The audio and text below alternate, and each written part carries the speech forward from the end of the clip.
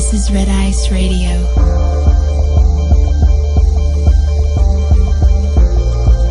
From the apparent to the esoteric.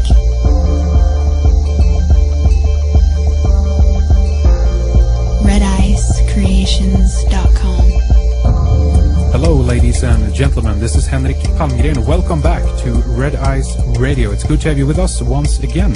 And a warm welcome to everyone who's tuning in for the first time as well. RedIceCreations.com, that's the website. Go there for much more if you're not familiar with our format or many of the areas we discuss and address. And we do have a real treat for you here today, a special program with comparative mythologist, author and teacher John Lash, who returns for a fascinating and important program on the topic of the Archons from the Gnostic, or should we say the Nag Hammadi perspective. And if you haven't heard about this subject matter before, this is an incredibly important area that I think it's vital that you have some understanding about in order to help you to navigate in the madness, if you will. We are going to begin to discuss the Gnostic theory of alien intrusion. We'll take it from the top, so no worries if you haven't heard about this before, but this is material that connects with the ET question, the Greys, the reptilians, but also the mind parasites, the intra-species predators, inorganic beings, and the transhumanist agenda as well. And the question is why humanity is turning towards, or in some cases being forced to turn to the synthetic and artificial. Please stay with us. Well, it's a delight to have John Lash back with us here on Red Ice Radio again. It's always intriguing, always interesting to talk with you, John. And as always, of course, we appreciate your time. Welcome back, sir. How are you today? I'm excellent. Thank you, Henrik. It's always a pleasure and a privilege to talk with you.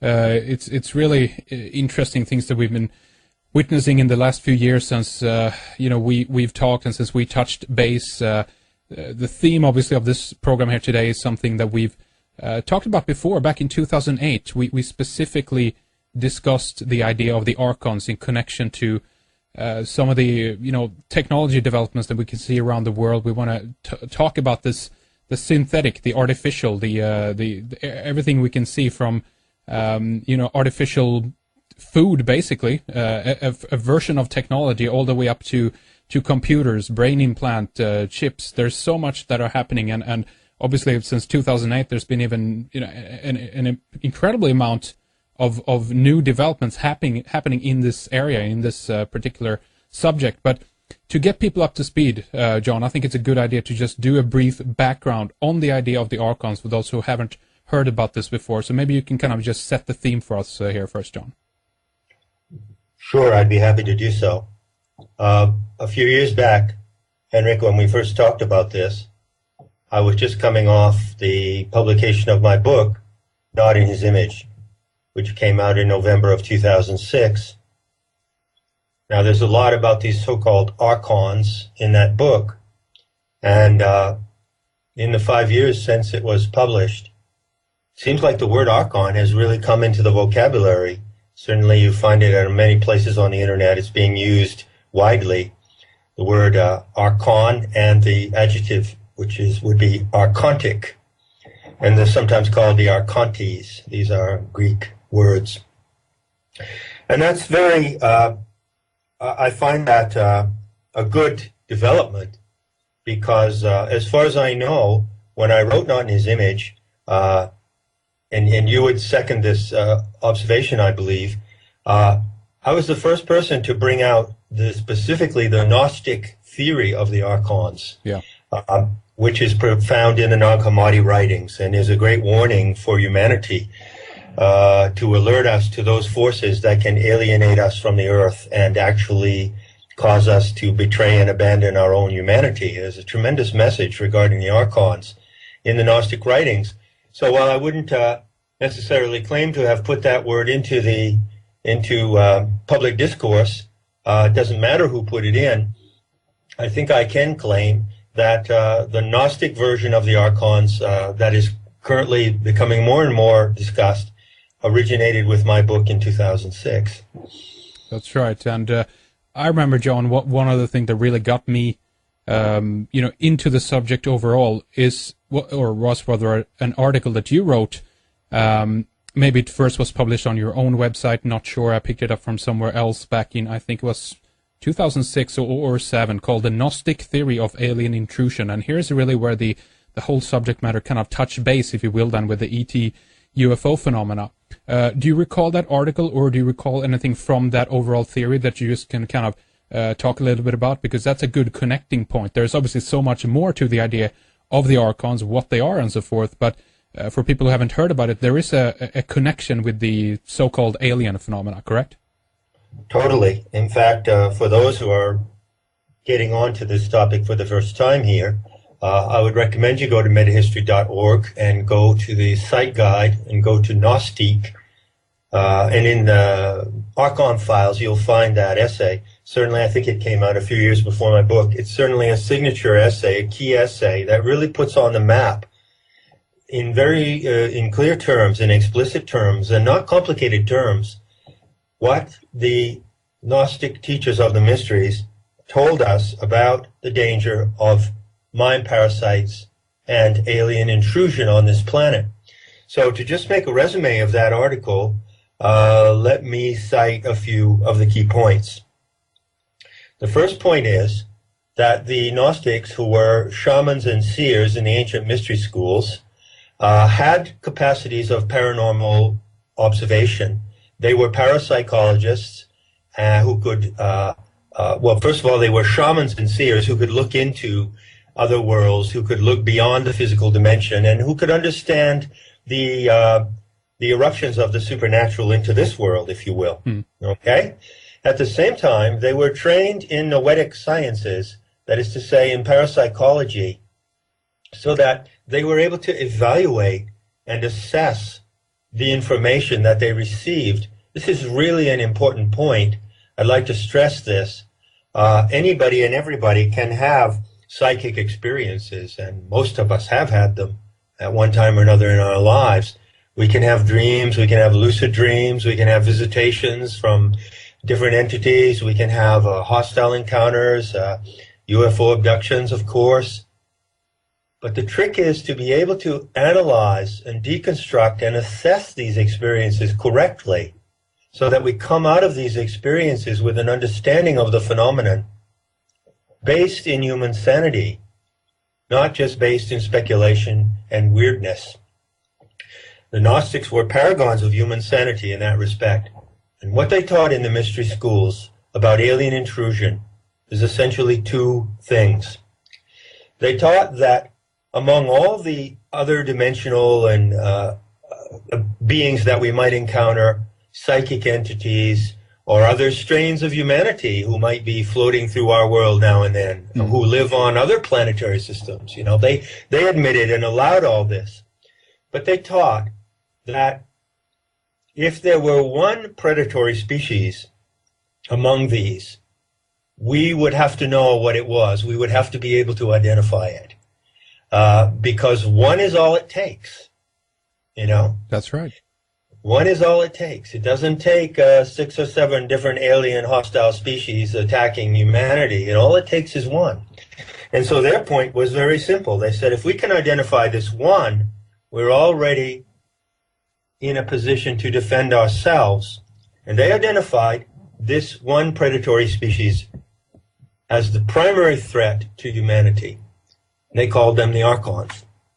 And they had a whole story about the Archons. The first part of the information they gave was a mythological scenario, a background. They actually explained how the Archons originated and where they originated and what produced them.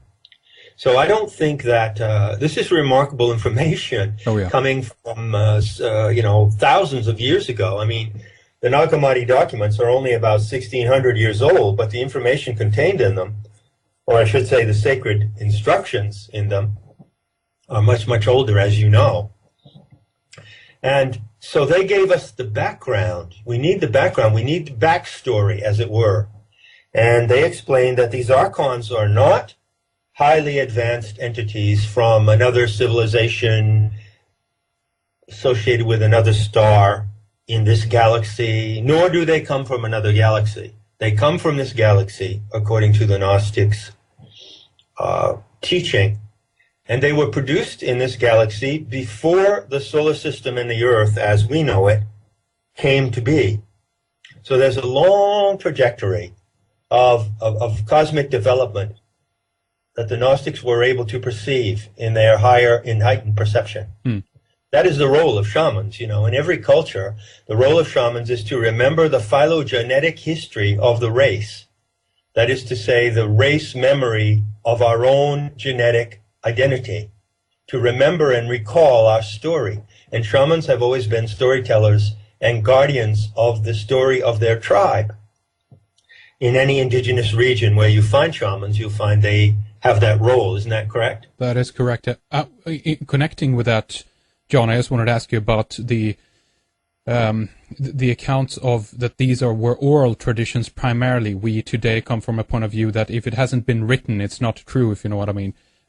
Just want to, kind of emphasize that point a little bit, because I believe that there is a specific reason for this as well, because as soon as you walk into the realm of writing things down, it's more to it than that, obviously, but as we know, John, the Romans and so forth were masters at both manipulating history because they wrote everything down, but today, from our perspective, these are the sources we go back to. These are the people who were writing at the time. So from their point of view, it's very easy to skew history. But the importance of myth here is that, or the storytelling, is that this was something that was alive. This was something that was a part of a tribe, meaning the records couldn't burn down and they lose the whole story, if you know what I mean. This is a story that was alive, constantly updating, retold to either the whole, tribe or culture, or maybe just a few people that actually had it then, as you say. But there's something more to that they had it in their hearts, meaning that this is not a dead, stale story. Can you talk to that a little bit, John? Well, that's a brilliant observation and extremely relevant to the subject here. Yes, what the Gnostics did write down at a certain point late in their history, they started to write these things down around 800 BC or so. In fact, they introduced literacy to the whole classical world around that time, around 800 or 900 BC. They were the ones who taught and propagated literacy and wrote the first books and established the first libraries. These were the Gnostikoi, or the Teleste of the mystery schools. They had behind them a fantastically long oral tradition. What is so important about understanding an oral tradition? Well, I can think of two things. First of all, we're coming back to the oral tradition right now. You and I are in the oral tradition at this moment, aren't we? That's right. We are talking here and people are listening to us and they get something from listening to your voice and my voice and something from the interaction because we're alive now. And they sense there's something in the human body that senses the truth when someone speaks. There's a resonance, as it's called. And so the resonance of truth is preserved in oral teachings. And the integrity of a myth or story, whether it be that of the Australian Aborigines or the Apaches and Navajos of America, or even the ancient Greeks, the integrity of their mythical story depended upon people who embodied that story and who could carry it in their bodies and transmit it through their voices. And and that was the way this information, this sacred instruction I'm giving you now, was originally imparted. Then it came to be written down, and that was kind of like an emergency measure, actually, that the Gnostics took at the time when they decided that the education of humanity needed to go to another level, and that people needed to be taught the responsibility of reading and writing, and taught the responsibility of critical thought, which goes along with it. When you read something, if you don't have any critical thought, you're likely to just believe what you read. Of course. Unfortunately, right? Many people do. Yeah. But if I hand you a document I've written, or an anonymous document, or it has some famous name on it, and I say, here, Henrik, read this, I expect you to take the responsibility to apply your critical thought to what you're reading. You see? That's right. And that is exactly what the Gnostics wanted to do. They came out at a certain moment, as I say, it was about 1,000 years BC, and they said, humanity's coming to a tremendous turning point. And in order to guide them correctly, we must now give them the tools of reading and writing that everyone can have. Previous to that, forms of sacred writing and codes had existed, but secular writing, that everyone could use, that ordinary people could use, did not exist previous to that time. So they said, we're going to introduce secular writing, and with it, we're going to teach people the responsibility for critical and deconstructive thinking. And so, fortunately, they did write down these things, and some of their writings have been preserved in these rare documents that were found in Egypt in 1945. And among that written record is this startling account of alien beings. So to get back to very quickly let me profile that again so that we can, so that those who haven't heard about this before can get on board with us. They basically said two things about these alien beings. First of all, they gave the backstory. They said where they came from. Now bear in mind that what they said does not correspond to what a lot of people are saying today about ETs. Bear that in mind. How's that? Well, one of the most common assumptions, as soon as you use the word ET or advanced civilization or space brothers or whatever you want to call it, an image immediately pops to mind when that language is used. And the image is, oh, somewhere out there in infinite space, surrounding some other star or in some other galaxy or some other star system, is an advanced civilization. And they are not human, they are aliens, or they are extraterrestrials of some kind. Maybe they have a humanoid form, maybe they don't. But the picture that always comes to mind is that they are floating around, say, in our galaxy, in another world system, and they have the advanced technology that allows them to travel through interstellar space, and now they're coming to our system. And this is a very common sort of science fiction paradigm that spontaneously pops up whenever we talk about ETs. Do you agree? Yeah, absolutely. Well, what the Gnostic seers told us was not at all like that. Not at all. So whether or not you would, and I don't ask anyone to take their word on faith, by the way, but whether or not you would agree with what they said, bear in mind that what they said was distinctly different from this. They said that the particular threat to humanity is this species of Archons. It's a species of inorganic beings that actually arose in the early stage of the formation of our solar system, before the Earth itself was formed. When the other planets, particularly Saturn, Jupiter, and Mars, and the two inner planets were forming, and the prototypal stages of the solar system were evolving in the galactic limb, which is where we're located, the Earth did not exist at that time, according to Gnostic cosmology. The Earth came into being later by a different process, an entirely different process than the rest of the solar system was formed. And the Earth was captured in the inorganic celestial mechanics of the solar system. And that inorganic world of the solar system is the habitat of the Archons. So the Archons are not from Alpha Centauri, they're not from some planetary system circulating a star in the Great Bear. They're actually from the solar system itself, and they arose at the origin of the solar system. This is what the Gnostic seers tell us, and it's a unique teaching, something that bears reflecting on very closely.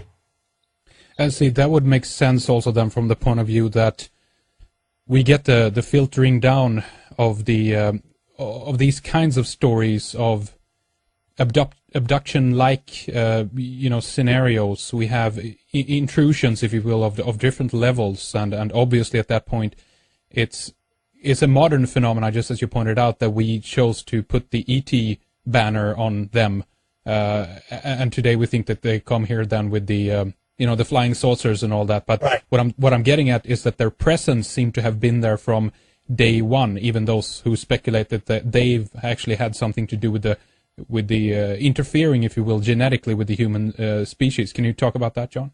Sure. There's another common meme or paradigm that's floating around that's getting a lot of attention, a lot of discussion over the past few years.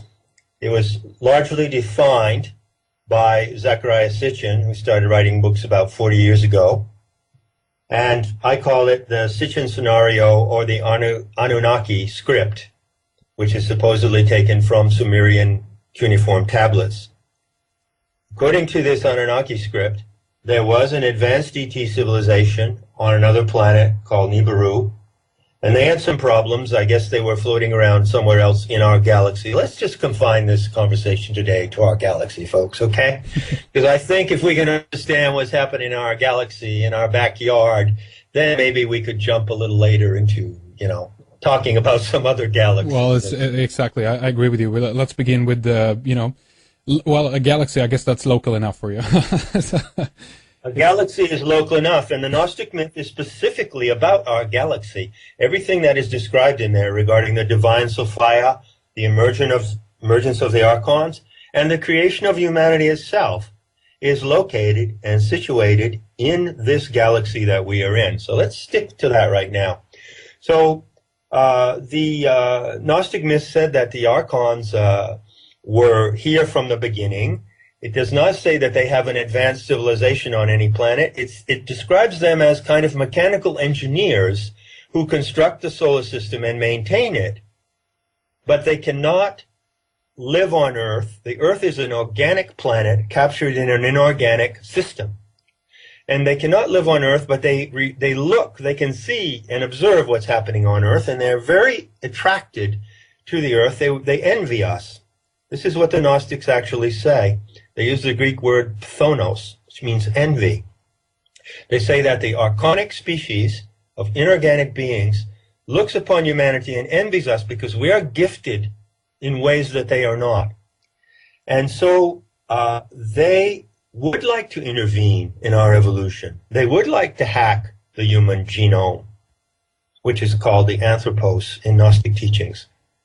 But it is an amazing fact that the surviving Gnostic documents, which is just a flake of their massive output of teachings, contains a very clear refutation of Sitchin and the Anunnaki scenario. Mm. The Gnostics who lived at that time in the Middle East, they're from northern Iran, is where the Gnostic movement was founded, by the way, up between the Caspian Sea and the Black Sea, in the so-called plateau of the Urmian Plateau, or Urmian Plateau. The Gnostic movement was founded, and it was called the Magian Order. It was founded about 6000 BC, long time ago. And they observed things developing in the Middle East, so they certainly knew about the Anunnaki story, but they deconstruct this story.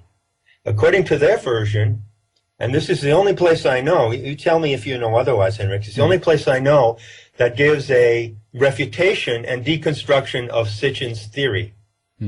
Is found in the Nag Hammadi cosmological texts, where they say the Archons lusted after Eve, by which they mean that they lusted after our human genome, our biological evolution, Eve being the representation of our biology, the human matrix.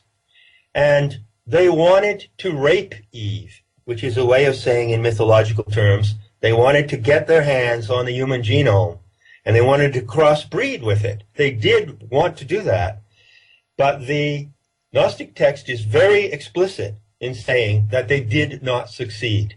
They attempted, but they failed. And that the Eve, which is the psychic and biological part of our species, the part of us that is the part of us that is living, because the word Eve means living, she who is living, has an intelligence inherent to itself. And because our biology and our genetic makeup has an intelligence, a divine intelligence inherent to it, it repelled and evaded the archontic attempt to crack the human genome. So this is a really remarkable fact, and I don't know, some people listening may have heard this for the first time, just as we're speaking, that whereas millions and millions of people today are, in my view, rather mindlessly accepting the Sitchin scenario, seizing upon it uncritically. Yeah. If you read the Gnostics, who were critically minded shamans and seers, they're saying, no, that's not true. That is what the Archons would have you believe. They would have you believe that they've done this, but they have not actually cracked the human genome. They've cracked our minds. They've cracked into our attention. They've cracked into our behavior. And the many ways in which they do that can be inferred from the Gnostic warning, but they have not literally cracked into the human genome because it is massively protected against that kind of intrusion. The immune system around our genome is immense, and it was designed in that fashion from the origin. What's interesting about this now, though, here, John, is that we have human beings doing the job of the Archons, if you will. Cracking the human genome has been a big thing since, well, obviously since the millennium, since 2000, when they rushed to basically announce this at this date. And since then, that time, there's been a tremendous amount of work being done on this. And we can only idly stand by and obviously question why. We were given one version, of course, as we always are, an official, what I like to call the fairy tale in this case, that this is some kind of dream, if you will, by certain people who are involved in cracking the human genome, like Craig Venter, that we've discussed before back in 2008, that this is about unlocking the keys to all the secrets of human beings, of curing all disease, of there's huge amounts of promises that is being made in connection to this. And the question is here, John, are human beings acting alone here, do you think, or do you think that we have human beings working, if you will, then maybe unbeknownst to themselves, for the Archons, doing their bidding, doing their job? What do you think? Well, I would say this is summarized, and I say this after a long study and a long immersion in the subject, about the tactics of the Archons. We could talk about that for a long time, and it's extremely instructive to read what the Gnostics told us, because it gives us the basis for a critical detective scrutiny of these mind parasites. But I would sum it up in this way. The Gnostics said that the Archons envy us. They want to become like us. And so they attempted to graft themselves into our genomic identity. They failed. So then they went to plan B. It's like, well, this is how they thought, the Archons. Well, if we can't become like humanity, we'll get them to become like us. The diabolically clever twist. Yeah. That's it in a nutshell. We'll get them to become like us. And you're absolutely right that this Human Genome Project is an archonic fantasy in which human people, human beings, under the name of science, are actually acting out an archonic agenda. They're actually acting out, what is transhumanism? It's the archonic agenda that is blindly compelled to think that we can make something better out of ourselves than nature has made us. You know? That's a huge illusion. And that is the trap of the transhumanist agenda. Yeah. To believe that we can make something better out of ourselves than nature has made of us is a huge delusion and a lie. And those human beings who commit themselves to that lie, who get obsessed with it and involved with it, like Craig Venter and these hundreds and hundreds of other people, will be in turn, they are in the process of carving out their own annihilation. Because that lie is so deep, so deeply wrong, and so erroneous, that as they go deeper into the science to fulfill that, they are actually going deeper to into their own destruction. And the project fails. And when that project fails, and I am feeling that it's not soon, not too long before we'll see how those projects fail. When those projects fail, or they produce disastrous or deviant effects like GMO foods, then we will wake up to what an illusion this is, and that we are actually not acting like human beings, but we are acting like the Archons would have us act. Yeah. See, this is a theme that is running in the background, that it's about getting us in a position where we change, and we, in one way or another, then slowly turn into them, meaning that we become the foot soldiers, if you will, for their agenda. And maybe a little bit later, John, we can talk about maybe the interface, maybe how this happens, because again, are there such things as walkings? If we're talking about inorganic beings, then they would have to some way obviously influence our dimension, or maybe even physically, in that sense, incarnate into a body, a vessel, to actually implement some of these things. And we'll get to that. But I wanted to just, I'll go ahead, John. Sure, we'll get to that, and I would like to specify a couple of points on that when we get there to make it really clear, to give people the option, those who are listening, you will have an option to consider this in an entirely different way than you have before. That is a great advantage of using the Gnostic deconstruction of this phenomenon. So just let me get back and contribute and provide the second point of their analysis, Henrik, and then we'll proceed from there. The first point of their description of the Archons, as I say, concerned the cosmic background. They tell us where they come from. You don't have to wonder. You don't have to say, are they from, are they from another galaxy? Are they from a star system in the constellation of Centaurus? No. They are unique to our solar system, according to the Gnostic teaching. And they are mind parasites who inhabit, they have a technology, they inhabit the solar system at large, but they cannot inhabit the Earth, because the Earth is an organic environment not suited to them.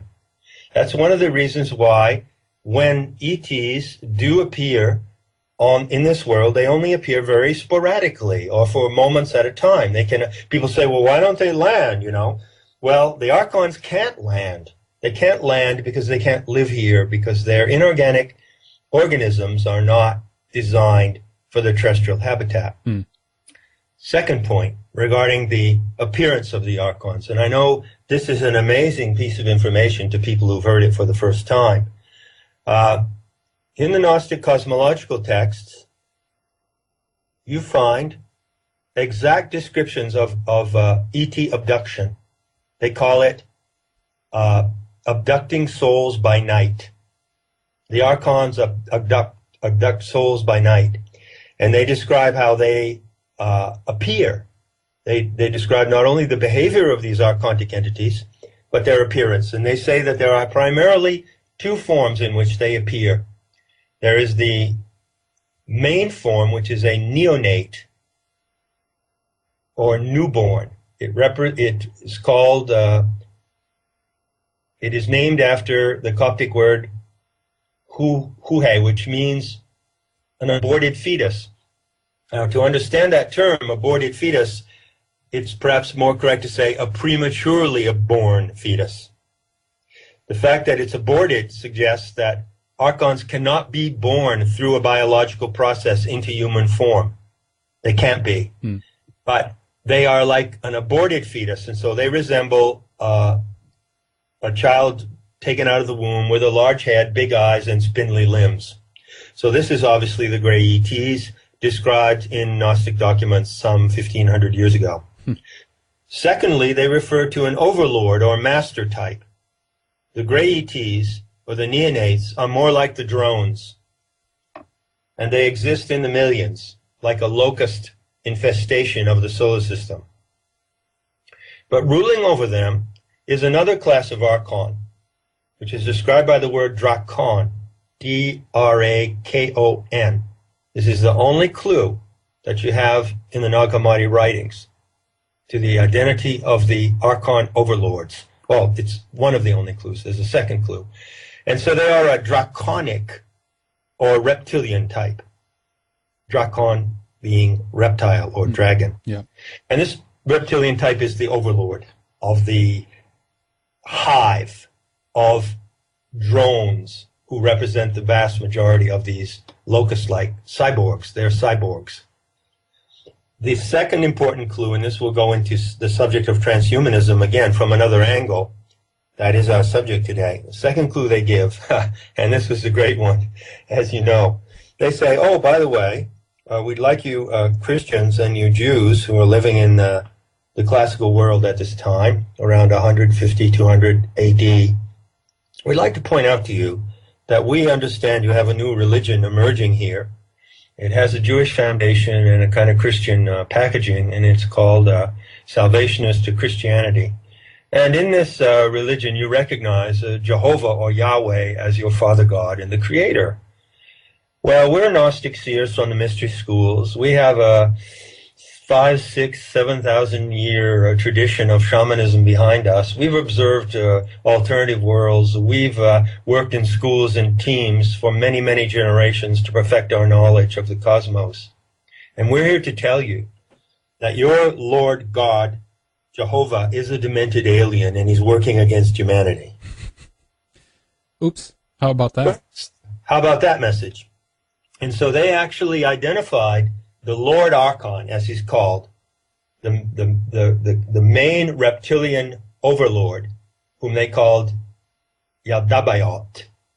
They identified him as Jehovah, or the Father God of Judaism and Christianity. And they said, watch out, because if you follow the dictates of the ideology, in the religious ideology of Yahwehism, whether it be in the Jewish form, in the Christian form, you're at risk of taking a course that will lead humanity to self-destruction.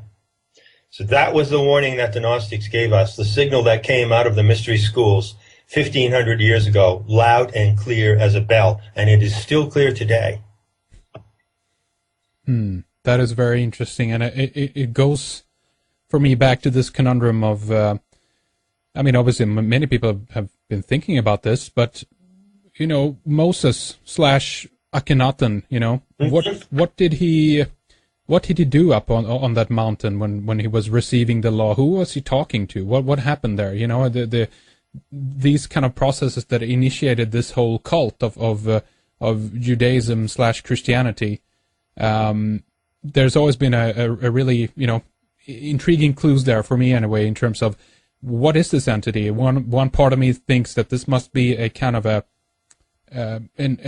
robot, the type of an AI system run amok, if you will, almost. Or the other part of me is like, no, it's an ET or an alien then in that sense. But this, when we put it under the umbrella of the Archons, it explains both of those things, for me anyway. What about you, John? It does indeed.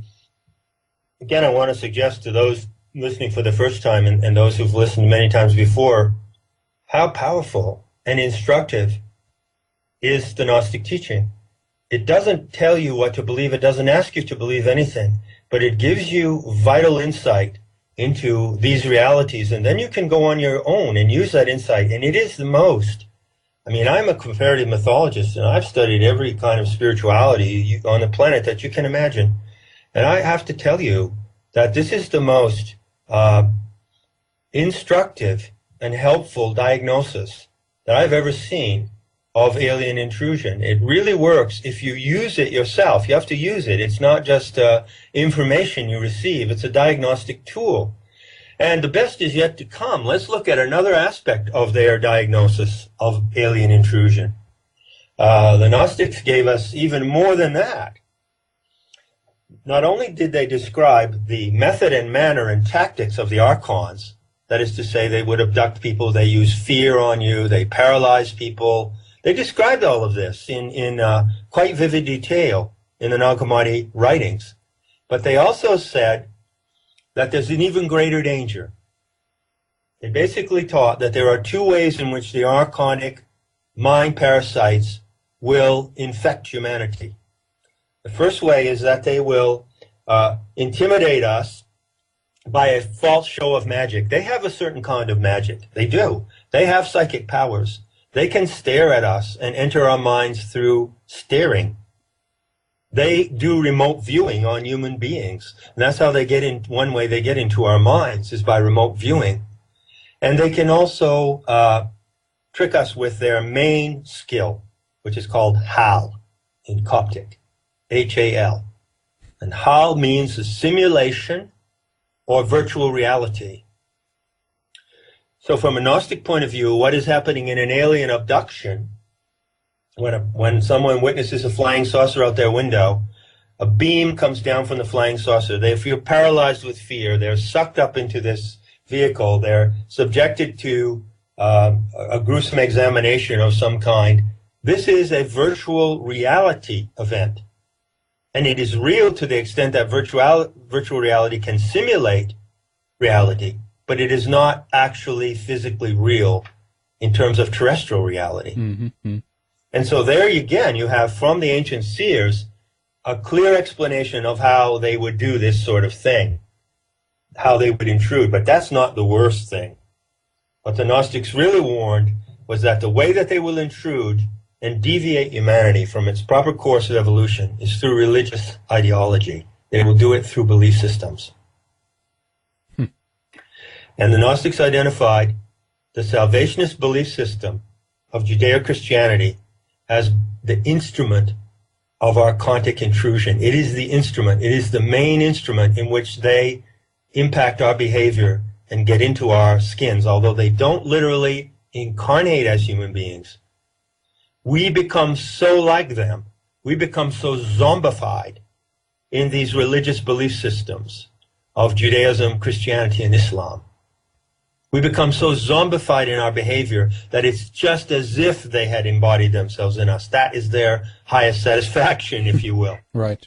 So that is the interface. That in that sense answers that question that we wanted to get to earlier, how they are controlling humans and the interference or the the connection between them and us in that sense. But would you say, John, that in certain cases does it go beyond that? Does it extend beyond that point where one of them actually might, I don't know what to call it, possess, inhabit, walk into the body of someone else? Do you believe that could be happening? It's not my understanding that that is the case. I'm not ruling it out because I'm not omniscient. I don't have all the final answers. But in my close study of this phenomenon over many years, it's not my understanding that that is the case. It's my understanding that they do not literally possess. I would say that possession, in cases of possession or diabolic behavior of possession, are cases where human projections are retroacted into the human psyche. Possession and diabolic behavior that we've seen, and there's many, much evidence of it in various cultures, is actually a human product, as far as I can tell. Until we start facing our own demons, until we understand what projection is. Many people don't even know what projection is, the phenomenon of psychic projection. But until we understand the basic dynamics of the psyche and the projection of negative and denied components of the psyche, we're not really going to understand possession. And then I think we could get to a point of explaining almost all, if not all, cases of possession and diabolic behavior from that viewpoint. And we could not falsely attribute that to the intrusion of aliens or other entities. So that's the line I take on it, just for what it's worth. Yeah. The abduction scenario, then, if we look at that a little bit more, we hear stories in some regards about updating DNA, changing DNA, fixing, meddling. We hear stories about hybrid programs, creating a hybrid race between us and them, maybe again bridging this interface so that they could be either part of us because of this Thonos or the jealousy that you mentioned before, that they want to become like us, they want to join with us. David Jacobs done tremendous work on this. What's your take on that, John? Well, I have to be brutally honest with you. I think that it's largely delusional. I don't think there is a hybrid program, and I don't care how many people say there is. I'm saying I don't believe that is so. We are capable of, let me take a step back here and see if I can legitimate myself, because I know there's a lot of people who won't agree with me here. The Gnostics taught many things about humanity and our makeup. And one of the things they taught is that the goddess Sophia, the divine Sophia, who actually engineered the human genome, she is the source of the human genome, endowed us with a special power, which they call the luminous epinoia. And that is actually the power of imagination. And they tell in their backstory of the remote history and cosmology of the Earth, they say that when Sophia recognized the presence of the Archons in our solar system, and she saw that as humanity emerged and lived out its experiment on Earth, a divine experiment on Earth, that the Archons would interfere and try to interfere in various ways. She then gave us a gift and a power to resist their interference, which is the luminous epinoia, which is imagination. But there's a really big problem with human imagination, which I would put in this way. If you don't use your imagination correctly, someone else will use it against you. Or I would put it even in another way. If you do not use your imagination correctly, you yourself can even use it against you. Your imagination can become a delusional force. I think that these rumors of these hybrid programs and all of this, first of all, the Gnostics said that the hybrid program failed and that they did not succeed. I think that they are products of our imagination. They're products of paranoia, basically. And that by going into these realms of paranoia, we are actually providing a mental theater where the Archons can play out their game with us, which is a mind game of betrayal and deceit. And that we actually betray our humanity by playing into these scenarios. But unless we have a way to direct our imagination and focus it on our true humanity, that is a risk that we face. So one of the things that I'd like to get to at the end of this conversation we're having about transhumanism is how to defeat transhumanism by getting into the true identity of humanity.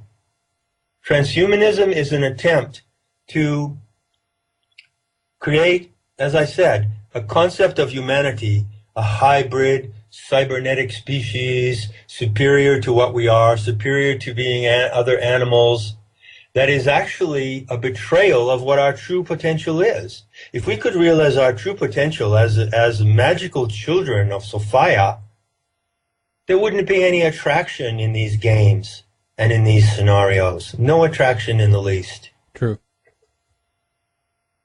So I'd like to be, if you can remind me, Henrik, with a nudge, I'd like to get back to that aspect of solution, perhaps in the second half of our talk. Absolutely. Let's do that, John, and let's.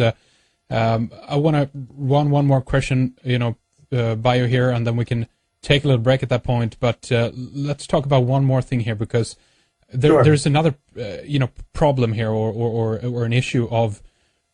I mean, because I still put the branch of abductions, maybe even onto the human realm, if you will. That this might actually be, military programs running. This might be the dramatic and traumatic yet subtle, if you will, manipulation of humanity over into a New Age religion, if you will. And I can talk a little bit more about that. But this specifically has to do with a necessity that I can see now, both from the point of view of Christianity, Judaism, and maybe even Islam to a certain extent, that they've gone through different successions of reformations. They need to update their religion now and then in one sense or another. Now that we know that there's not a God up in the cloud somewhere because we're sending rockets up there, we need to expand the realm of these religions further, if you know what I mean. So in that sense, it's perfect from that point of view to say that there is somebody out there and they have created us. It kind of touches base a little bit with the science bit of this, but it's enough fiction, of course, to kind of put some question marks on it. But what I'm getting at is that we're seeing it traversing over to a New Age religion, and I see that the aliens, if you will, then are kind of at the heart or at the center of this. And I guess I just would like to have your take on that, John. And I'm not saying that this is only maybe an invention, from the Archons, but it might be an extension of the manipulation that the Archons did on humanity, who are now kind of running on their own program and know simply that they need to update their own version of control, if you know what I mean.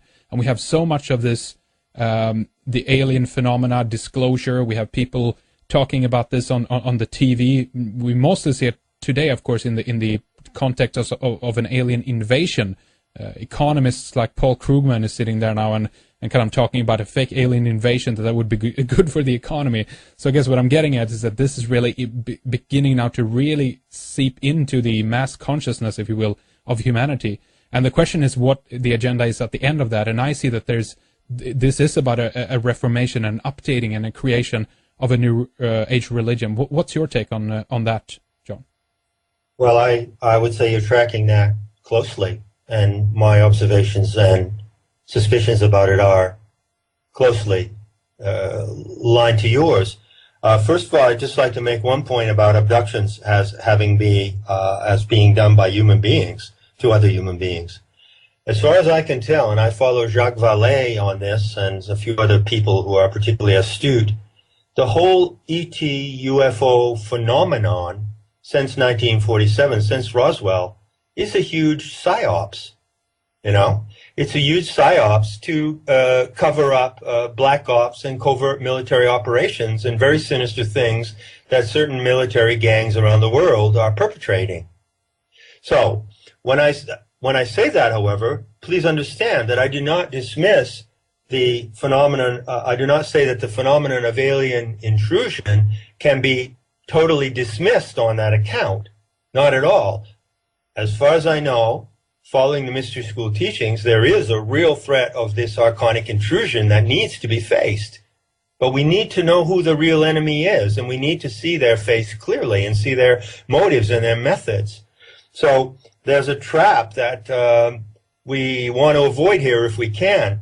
A great deal of what is done and attributed to UFOs and ETs may well be just a psyops to cover up military black ops and sinister programs of abduction. And, you know, I'm much more inclined to think that mad scientists on the earth, like the Nazis were known to be, are experimenting with hybriding and weird genetic and eugenic programs and abducting people and then blaming it on the ETs. You see what I mean? Yep, yep. I'm much more inclined to believe that that humans are doing this. I mean, there's a double challenge presented by the Gnostic expose of the Archons.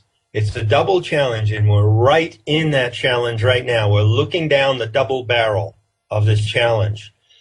The first part of the challenge is to recognize who the alien predators are, to understand their MO, and to understand how to defend ourselves against them, which the Gnostics also explained. We can get into that in part 2. That's concerning the Archons. But they're not the real ultimate danger that humanity is facing right now. The ultimate danger that humanity is facing today is intraspecies predation.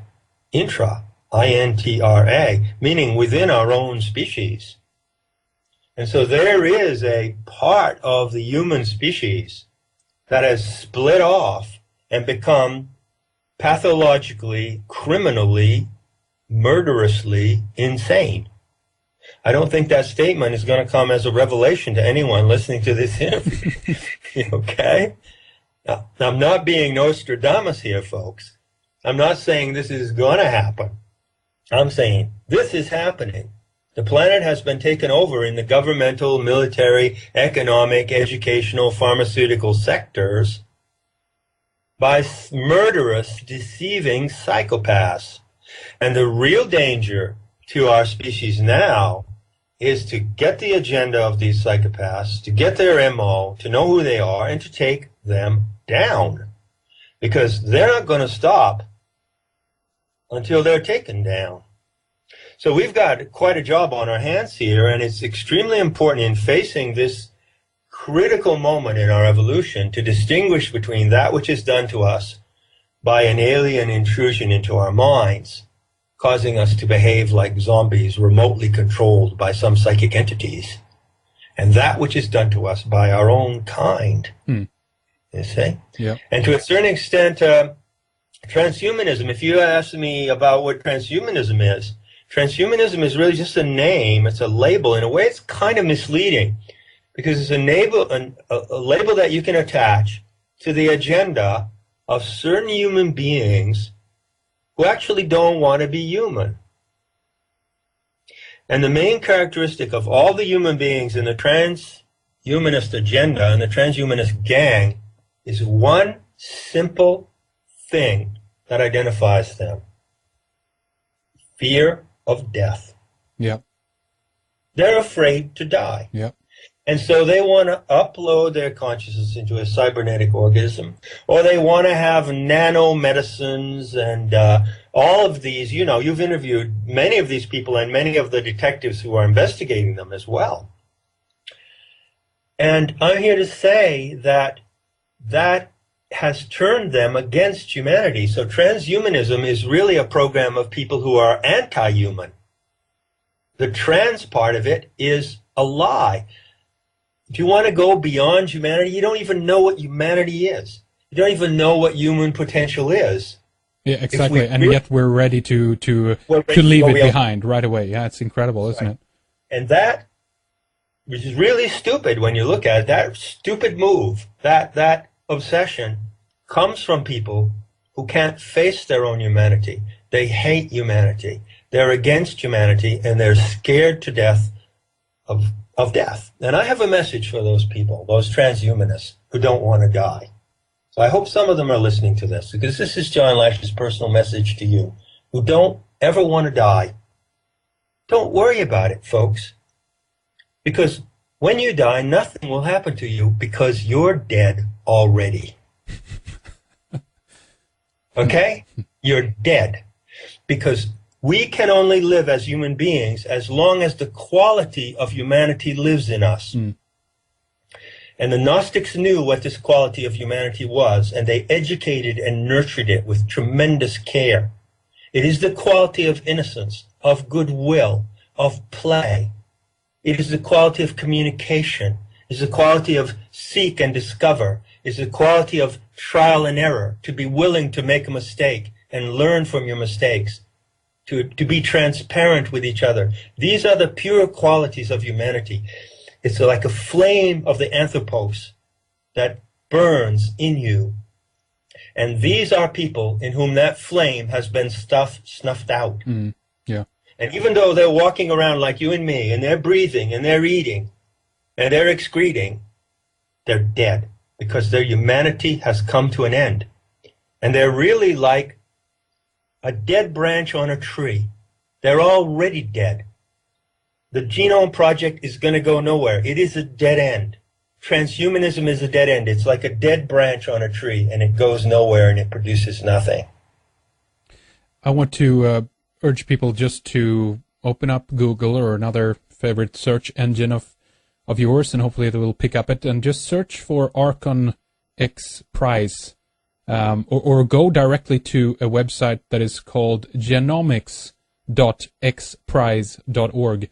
But search for Archon X Prize and take a look at that video on that first page, on that first hit you'll get, at least through Google, and you'll see something pretty creepy in terms of the genomic program, the human genome program that they've been running now since 2000, or before that, obviously. But this is just a little tidbit, obviously, and a hint, obviously, as well. We talked about this back in 2008, John, quite extensively in terms of their choice for the name of putting Archon on this. Very, very intriguing, incredibly intriguing, symbolic. But let's do this, John. Let's wrap things up with the first hour now and then continue proceeding. We have just so much more that we want to talk about and get to.